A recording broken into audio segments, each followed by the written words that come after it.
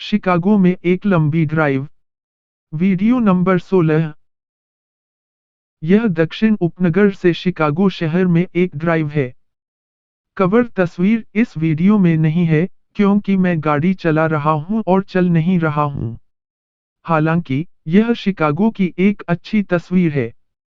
मेरे वीडियो का अंग्रेजी से आपकी भाषा में अनुवाद किया गया है। चूंकि अनुवाद सॉफ्टवेयर 100% सटीक नहीं है, इसलिए गलतियां हैं। किसी भी गलती के लिए क्षमा करें। हाँ, मेरे सभी वीडियो, जिनमें अंग्रेजी में वीडियो भी शामिल हैं, कंप्यूटर जनित वॉइस ओवर हैं। साथ ही, मेरे द्वारा उपयोग किए जाने वाले सॉफ्टवेयर में कोरियाई, फिलिपिनो या तागालोग नहीं है। आवाज इस प्रकार, मुझे नहीं पता कि यह आपकी भाषा में कैसा लगता है। साथ ही, मैं अपने सभी वीडियो अन्य भाषाओं में नहीं डालता क्योंकि यह एक व्यक्ति के लिए बहुत अधिक काम है। अगर आप चाहते हैं कि मैं किसी भाषा में वीडियो डालूं, तो कृपया एक टिप्पणी छोड़ दें।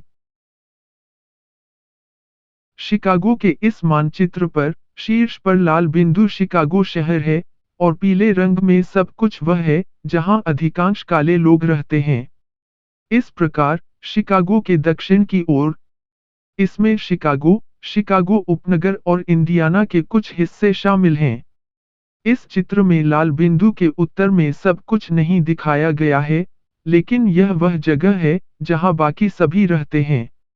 यह उतना ही बड़ा है, जितना कि पीले रंग का क्षेत्र। अधिकांश लोग उस रेखा या मार्ग को लेते हैं, जो धूसर है, लेकिन मैं वह मार्ग अपनाऊंगा जो नीले रंग में है। मैं जिस मार्ग से जा रहा हूं वह शिकागो के काले भागों से होकर जाता है, और इसमें शिकागो के उपनगर और शिकागो शहर शामिल हैं। कैमरा कार के बाहर है, इसलिए आपको हवा से बहुत शोर सुनाई देगा, लेकिन मुझे लगता है कि यह सबसे अच्छा दृश्य देता है। साथ ही, कुछ लोग सभी ध्वनियों को सुनना पसंद करते हैं, और अन्य लोग ध्वनि को कम कर सकते हैं। इसलिए मैंने हवा का शोर रखा। मैंने इस वीडियो में कोई संगीत नहीं डाला है, क्योंकि सभी का अपना ड्राइविंग संगीत है। मैं रास्ते में कुछ स्थानों को इंगित करूंगा। भविष्य के वीडियो में, मैं और अधिक विस्तार में जाऊंगा और कुछ अधिक लोकप्रिय स्थानों और कुछ स्थानों की सड़कों पर चलूंगा जिनके बारे में बहुत से लोग नहीं जानते हैं। मुझे पता है कि यह हिस्सा पागल लगता है, लेकिन अगर आप वयस्क हैं, अगर आप इसे सही करते हैं, तो पार्क में मैकडॉनल्ड्स, पार्क में पिज्जा, या रिवरफ्रंट पर कॉफी डेट एक महान पहली तारीख है। यह इतना रोमांटिक हो सकता है कि पहली डेट पर कुछ लड़कियां मेरे साथ सोईं। हाँ, मैं इनमें से प्रत्येक स्थान के लिए एक वीडियो बनाऊंगा, अर्थात यदि वे अभी भी मौजूद हैं। साथ ही, कुछ महिलाएं एक साथ रहना शुरू करना चाहती थीं। ग्रेड स्कूल जाने का समय, कैलिफोर्निया जाने का समय, सिएटल जाने का समय, उत्तरी कैरोलिना जाने का समय। मैं सिर्फ अलास्का को संभाल नहीं सका। हाँ, मैं पागल हूँ, लेकिन मैं पागल नहीं हूँ। अगर आपने मेरा कोई पिछला वीडियो या 1 से 15 तक का वीडियो देखा है, तो मैं कई ब्लैक एरिया या ब्लैक पड़ोस दिखाता हूँ। मैंने एक गरीब क्षेत्र दिखाया जो काला है, लेकिन मैंने ज्यादातर मध्यम से उच्च मध्यम वर्ग के क्षेत्रों को दिखाया जो काले हैं। शिकागो इलिनोइस राज्य में है, लेकिन इंडियाना राज्य के कुछ हिस्सों को शिकागो का उपनगर माना जाता है। कुछ लोगों का मानना है कि संयुक्त राज्य अमेरिका विभिन्न देशों से बनाया गया था, जैसे पूर्व सोवियत संघ ने यूएसएसआर को खत्म कर दिया, या यूरोपीय संघ ने यूरोपीय संघ को खत्म कर दिया। संयुक्त राज्य अमेरिका कभी अलग देश नहीं रहा है। संयुक्त राज्य अमेरिका विभिन्न देशों से नहीं बनाया गया था। इस प्रकार, इंडियाना राज्य जैसे सभी राज्य सभी संयुक्त राज्य हैं। हमें पूर्व सोवियत संघ जैसे विभिन्न देशों में कभी नहीं तोड़ा जा सकता है। शिकागो में ड्राइव करने में 30 मिनट लगते हैं, और फिर शिकागो शहर में ड्राइव करने में 30 मिनट लगते हैं। इस प्रकार यह वीडियो लगभग 1 घंटे का है। वीडियो नंबर 2 मुझे शिकागो शहर के आसपास चला रहा होगा। वीडियो नंबर 3 मैं लिंकन पार्क नामक पड़ोस के आसपास गाड़ी चलाऊंगा। यदि आप इसे वहन कर सकते हैं, तो लिंकन पार्क रहने के लिए एक शानदार जगह है। इसमें बहुत सारे रेस्तरां और छोटी दुकानें हैं। हालांकि, लिंकन पार्क के साथ समस्या रेस्तरां है। ड्राइविंग या पैदल चलने से आप जो भी सूंघते हैं, वह अद्भुत भोजन है। अगर मैं लिंकन पार्क में रहता, तो मैं इतना मोटा हो जाता कि मैं एक दरवाजे से नहीं जा पाता। शिकागो में हर जगह बहुत सारे बेहतरीन रेस्तरां हैं, लेकिन आप लिंकन पार्क की गली से भोजन को सूंघते हैं। वीडियो नंबर 4 मैं एक पड़ोस के आसपास गाड़ी चला रहा हूं जिसे अपटाउन कहा जाता है। यदि आप लिंकन पार्क का खर्च नहीं उठा सकते हैं, तो लोग शहर में रहते हैं। शिकागो शहर से जितना दूर जाता है, किराया उतना ही सस्ता होता है। शायद मैं शिकागो में किराए पर एक वीडियो करूंगा। हालांकि, इस वीडियो में मैं यह नहीं बताता कि शिकागो में एक अपार्टमेंट किराए पर लेने में कितना खर्च होता है। वीडियो नंबर 5 में मैं डाउन लेक शोर ड्राइव के आसपास गाड़ी चलाऊंगा। यह एक सुख ड्राइव है। भविष्य के वीडियो में मैं आपको झील के कुछ स्थानों पर ले जाऊंगा जहां बहुत से लोग कभी नहीं जाते। झील एक अंतर्देशीय समुद्र है। वीडियो नंबर 6 मेरी ड्राइव बैक होम है। हालांकि, मैं एक अलग राजमार्ग घर ले जाऊंगा। मैंने उस हिस्से को काट दिया जहां मैं खो गया था। इसके अलावा 60 और 70 के दशक में शहर के कुछ हिस्से पोलिश क्षेत्र थे। दुकान के सभी चिन्ह पोलिश में थे। इसलिए शिकागो में बहुत सारे पोलिश अप्रवासी थे। वे सभी अब उपनगरों में रहते हैं, और उनमें से कई अभी भी अच्छी अंग्रेजी नहीं बोलते हैं, और कुछ अभी भी कोई अंग्रेजी नहीं बोलते हैं। बारबरा नाम की मेरी सहेली की एक सरकारी नौकरी है, जहां वह पोलिश समुदाय में जाती है और वहां रहने वाले पोलिश लोगों को सरकारी सेवाओं के बारे में बताती है। इसलिए जब लोग दक्षिण अमेरिका या मेक्सिको के लोगों के बारे में बात करते हैं, जो अंग्रेजी नहीं बोलते हैं, तो वे आमतौर पर नस्लवादी होते हैं। ऐसे लोग हैं, जो अभी भी अंग्रेजी नहीं बोलते हैं, लेकिन पोलैंड, रूस, चीन और कई अन्य स्थानों जैसे देशों से 30 से 50 वर्षों से संयुक्त राज्य अमेरिका में रह रहे हैं। यही कारण है कि सरकारी दस्तावेज कई अलग-अलग भाषाओं में आते हैं। अंग्रेजी संयुक्त राज्य अमेरिका की आधिकारिक भाषा नहीं है। अंग्रेजी केवल संयुक्त राज्य अमेरिका में सबसे अधिक इस्तेमाल की जाने वाली भाषा है। मैं एक वीडियो बनाऊंगा कि कैसे अंग्रेजी संयुक्त राज्य की आधिकारिक भाषा नहीं है, लेकिन यहाँ यह सब कैसे काम करता है। संघीय सरकार राज्य को संचालित करने में मदद करने के लिए प्रत्येक राज्य को धन देती है। हालांकि, हर कोई संघीय करों और राज्य करों दोनों का भुगतान करता है। संघीय सरकार ने प्रत्येक राज्य से कहा कि यदि वे संघीय सरकार से धन प्राप्त करना चाहते हैं, तो उन्हें कई अलग-अलग भाषाओं में सेवाएं और दस्तावेज उपलब्ध कराने होंगे। अधिकांश राज्यों ने यह कहने के लिए कानून पारित या अधिनियमित किया है कि अंग्रेजी किसी राज्य की आधिकारिक भाषा है। हालांकि, इन कानूनों का कोई मतलब नहीं है। इन कानूनों का कोई मतलब नहीं होने का कारण यह है कि कानून को लागू करने का कोई तरीका नहीं है, और कानून में कोई सजा नहीं है। उदाहरण के लिए, यदि मैं एक कानून बनाता हूं जो कहता है कि पैसे की चोरी करना अवैध है। हालांकि, मैंने कानून में यह नहीं डाला कि अगर मैंने पैसे चुराए तो क्या सजा होगी। इस प्रकार, मुझे पैसे चोरी करने के लिए गिरफ्तार किया जा सकता है, लेकिन अदालत को मुझे जाने देना होगा क्योंकि मैंने कानून में यह नहीं रखा कि पैसे चुराने वाले को 5 साल की जेल होगी। इस प्रकार, कोई सजा नहीं। अतीत में, कुछ राज्यों ने ऐसे कानून बनाए थे जिनमें कहा गया था कि अंग्रेजी राज्य की आधिकारिक भाषा है, लेकिन राज्य की अदालतों ने फैसला सुनाया है कि ये कानून राज्य के संविधान का उल्लंघन करते हैं। इसलिए यह कानून नहीं हो सकता। तो राज्यों ने जो किया वह इस प्रकार के कानूनों को बिना किसी प्रकार के प्रवर्तन या दंड के लिखना था। बिना किसी प्रकार की सजा का अर्थ है कि कानून से किसी को चोट नहीं पहुंचेगी। यदि किसी को कानून से चोट नहीं पहुंची है, तो कानून को अदालत में चुनौती देने का कोई कारण नहीं है। अदालत केवल उन मामलों को लेती है जहां किसी को किसी तरह से चोट लगी है। आहत होने का अर्थ यह हो सकता है कि सरकारी सेवाओं को प्राप्त न कर पाना या सरकारी सेवाओं को प्राप्त करना कठिन बना देना। साथ ही, यदि ये केवल अंग्रेजी कानून लागू करने योग्य होते तो राज्य को संघीय सरकार से धन नहीं मिल सकता था। हालांकि, यह इस बात पर निर्भर करेगा कि उस समय राष्ट्रपति कौन थे। याद रखें, राष्ट्रपति कोई कानून नहीं बनाता है। वह केवल संघीय कानूनों को लागू करता है। इसके अलावा, यह राष्ट्रपति है जो यह तय करता है कि वह कौन से संघीय कानून लागू करेगा और लागू नहीं करेगा।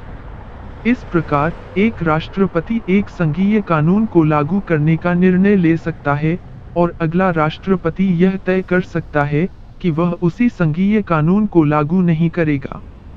जब ऐसा होता है, तो राज्य राष्ट्रपति को एक संघीय कानून लागू करने के लिए या संघीय कानून को लागू नहीं करने के लिए राष्ट्रपति को अदालत में ले जा सकता है। संयुक्त राज्य का संविधान अंग्रेजी में लिखा गया था। हालांकि, जब संयुक्त राज्य अमेरिका ने स्पेन से फ्लोरिडा खरीदा, तो फ्लोरिडा में रहने वाले लोग स्पेनिश बोलते थे। लुइसियाना खरीद में Louisiana, Missouri, Arkansas, Iowa, North Dakota, South Dakota, Nebraska और ओक्लाहोमा राज्य शामिल थे और उस समय इन राज्यों में रहने वाले लोग फ्रेंच बोलते थे। जब संयुक्त राज्य अमेरिका ने अलास्का को खरीदा, तो इस राज्य में रहने वाले लोग रूसी भाषा बोलते थे। मुद्दा यह है कि संयुक्त राज्य अमेरिका की शुरुआत से और हमारे पूरे इतिहास में, हमने ऐसी भूमि प्राप्त की है जो अंग्रेजी नहीं बोलती थी। एक व्यक्ति की भाषा उसकी राष्ट्रीयता, जाति, धर्म और संस्कृति का हिस्सा हो सकती है, जैसे कि हिब्रू भाषा। संयुक्त राज्य अमेरिका के संविधान के पहले संशोधन के अनुसार, संयुक्त राज्य अमेरिका में हर कोई, यदि आप संयुक्त राज्य के नागरिक हैं या नहीं हैं, तो अभिव्यक्ति की स्वतंत्रता का एक रूप शामिल है, जिसमें अभिव्यक्ति की स्वतंत्रता का अधिकार है। इसके अलावा, 14वें संशोधन के अनुसार, संयुक्त राज्य अमेरिका में सभी को, यदि आप संयुक्त राज्य के नागरिक हैं या नहीं हैं, तो उन्हें कानून के तहत समान सुरक्षा का अधिकार है। चूंकि एक भाषा किसी व्यक्ति की राष्ट्रीयता, जाति, धर्म और संस्कृति को इंगित कर सकती है, इसका मतलब है कि केवल अंग्रेजी कानून किसी की राष्ट्रीयता, जाति या धर्म के आधार पर भेदभाव का कारण बन सकते हैं। इस प्रकार, नुकसान या चोट पहुंचाना, इसके परिणामस्वरूप सरकारी सेवाओं से इनकार किया जा सकता है या सरकारी सेवाओं को प्राप्त करना मुश्किल हो सकता है। इस प्रकार, नुकसान या चोट पहुंचाना। इसलिए, संयुक्त राज्य अमेरिका अंग्रेजी को आधिकारिक भाषा नहीं बना सकता क्योंकि यह संयुक्त राज्य के संविधान का उल्लंघन कर सकता है और संघीय नागरिक अधिकार कानूनों का उल्लंघन कर सकता है। इसलिए, कोई आवश्यकता नहीं है और कोई कानून नहीं है जो कहता है कि आपको अंग्रेजी बोलनी है। अंग्रेजी बोलने से जीवन आसान हो जाता है। हालांकि, इसका मतलब यह भी है कि अगर संयुक्त राज्य अमेरिका में अधिक स्पेनिश बोलने वाले लोग हैं, तो सब कुछ स्पेनिश में बदल जाता है। इसी तरह, यदि संयुक्त राज्य में अधिक रूसी भाषी लोग हैं, तो सब कुछ रूसी में बदल जाएगा। तो अगर कोई आपको अंग्रेजी बोलने के लिए कहता है, तो अब आप जानते हैं कि वे अपने देश के कानूनों को नहीं जानते हैं। मैं ऐसे लोगों से मिला हूं जो संयुक्त राज्य अमेरिका में पैदा हुए थे, संयुक्त राज्य अमेरिका में पले बढ़े थे, संयुक्त राज्य में शिक्षित थे और 40 और 50 वर्ष से अधिक उम्र के थे जो यह नहीं जानते थे कि हवाई एक राज्य है। मैं उसी पृष्ठभूमि वाले लोगों से मिला हूं जो यह नहीं जानते थे कि प्यूर्टो रिको और वर्जिन द्वीप समूह संयुक्त राज्य का हिस्सा हैं, और यह कि वहां रहने वाले लोग संयुक्त राज्य के नागरिक हैं। संयुक्त राज्य अमेरिका में सबसे अच्छी शिक्षा प्रणाली नहीं है। अब मैं बात करना बंद कर दूंगा और आपको ड्राइव का आनंद लेने दूंगा। मैं रास्ते में कुछ स्थानों को इंगित करूंगा।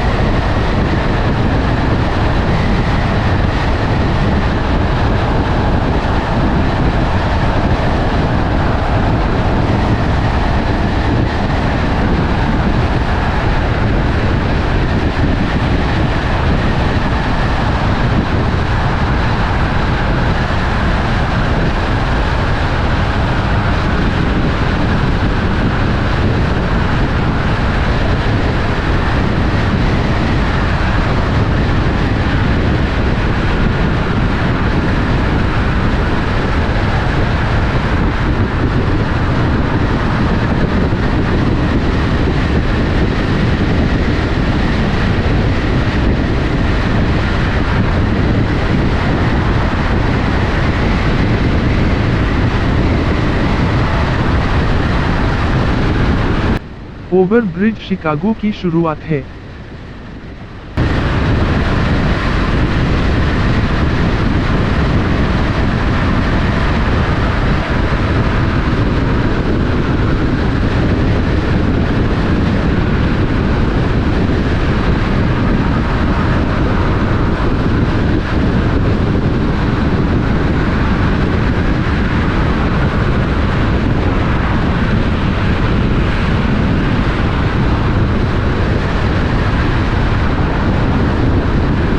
दाईं ओर बड़ी पहाड़ी एक लैंडफिल है। बड़े होकर इस जगह से बदबू आती है, भयानक, यही वजह है कि वे लैंडफिल को ब्लैक एरिया के बगल में रख देते हैं। हालांकि अब आज इलिनोइस लैंडफिल से मीथेन गैस को पकड़ता है और इसे बिजली में बदल देता है। तो अब यह गंध नहीं करता है।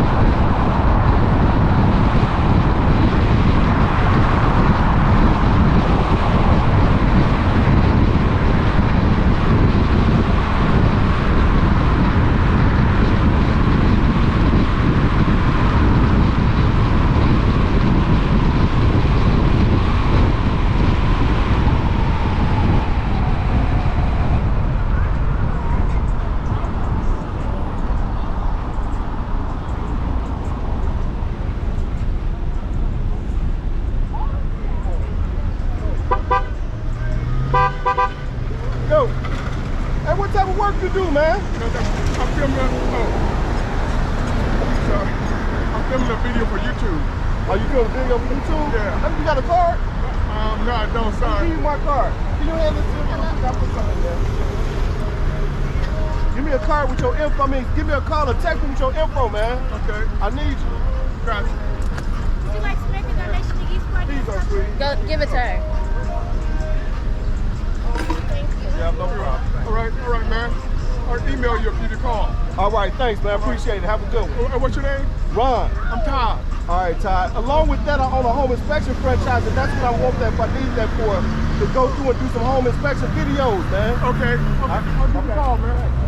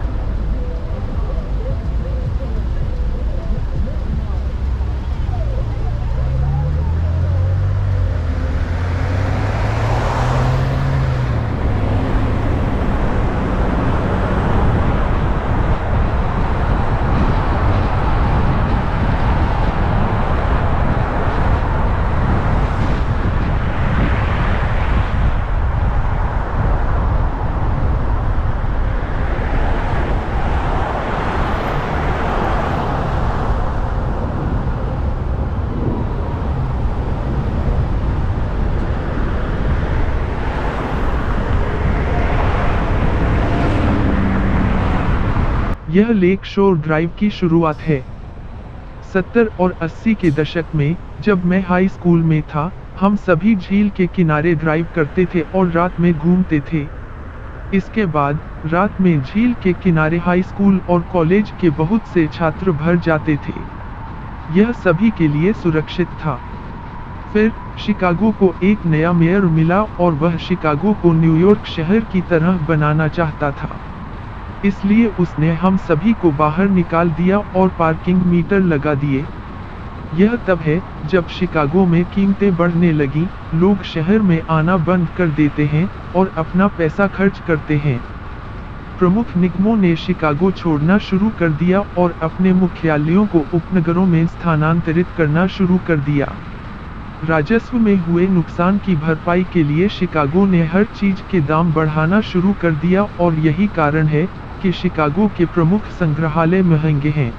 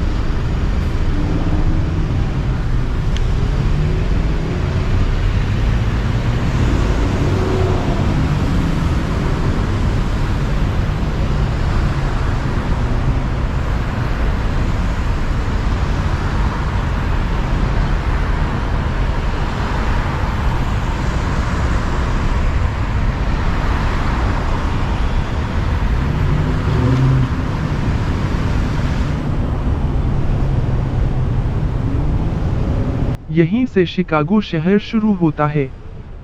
दाईं ओर ग्रांट पार्क है। इस सप्ताह के अंत में वे एक प्रमुख संगीत कार्यक्रम कर रहे हैं, इसलिए मैं इस क्षेत्र से बचने की कोशिश करूंगा। मैं भविष्य के वीडियो में और अधिक ग्रांट पार्क दिखाऊंगा।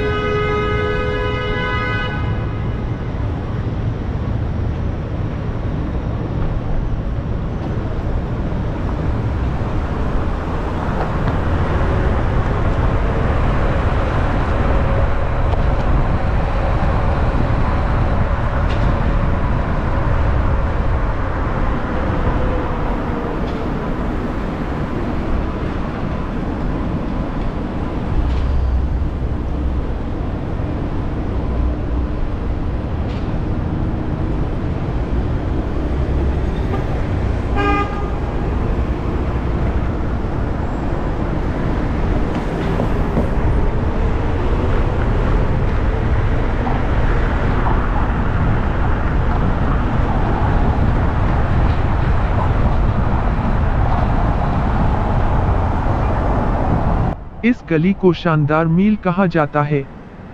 यह वह जगह है जहां सभी उच्च अंत खरीदारी की जाती है। भिखारियों को पैसे मत दो। वे शायद आपसे ज्यादा पैसा कमाते हैं। शिकागो में बहुत सारे पेशेवर भिखारी हैं। यह गली मौज मस्ती करने के लिए एक शानदार जगह है।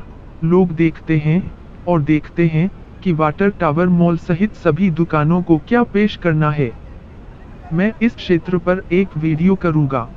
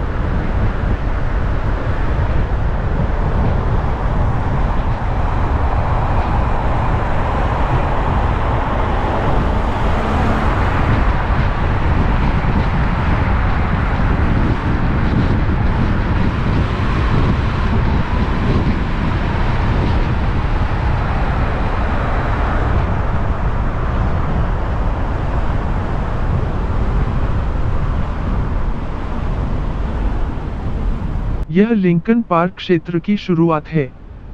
यहीं पर मैं इस वीडियो को समाप्त करूंगा और वीडियो नंबर 2 की शुरुआत करूंगा। कृपया सदस्यता लें, क्लिक करें। धन्यवाद।